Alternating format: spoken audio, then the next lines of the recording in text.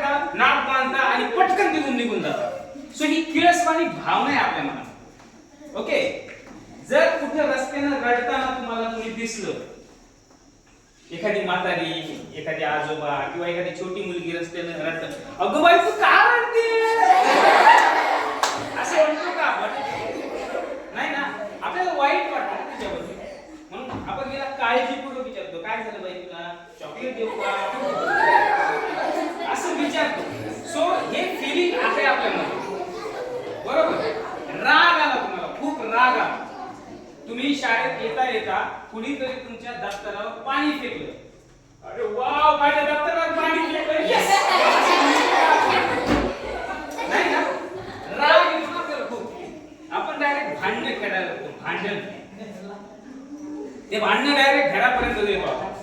So ह्या सगळ्या आपल्या भावना आहेत. आता तुम्हाला यूज करायच्या त्या भावना तुमच्या बोलण्यामध्ये.